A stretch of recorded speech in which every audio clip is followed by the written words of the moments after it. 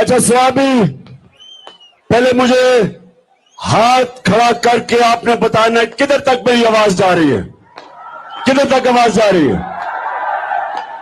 پیچھے آواز جا رہی ہے؟ پیچھے؟ صحابی،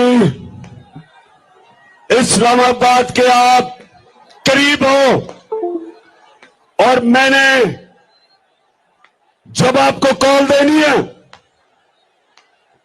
جب میں آپ کو کال دوں گا، میں اپنے صحابی کے باشعور اور دلیر نوجوانوں کو، میں سب کو اسلام آباد میں ملنا چاہتا ہوں۔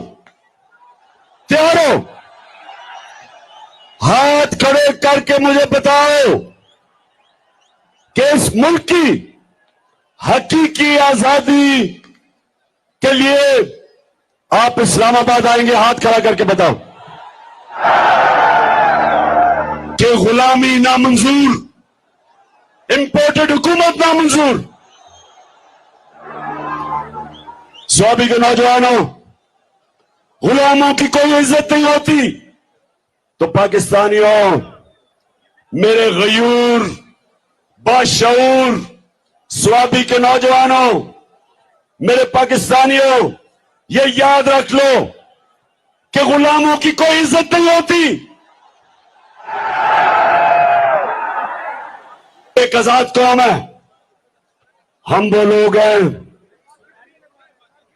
لوگ ہیں جو کہ دنیا کے سب سے عظیم لیڈر ہمارے نبی صلی اللہ علیہ وسلم، ہم ان کی امت ہیں۔ اور صحابی، جب پاکستان بن رہا تھا، پاکستان کا نعرہ کیا تھا؟ نعرہ یہ تھا کہ پاکستان کا مطلب کیا؟ ہمارا جو نظریاتی لیڈر علامہ اقبال تھے، انہوں نے تب ہی کہہ دیا تھا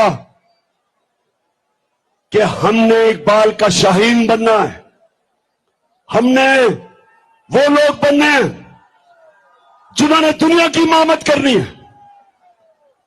اللہ نے انسان کے ہاتھ میں یہ چیز چھوڑ دی ہے کہ وہ یا پرواز کر سکتا ہے، اور وہ یا زمین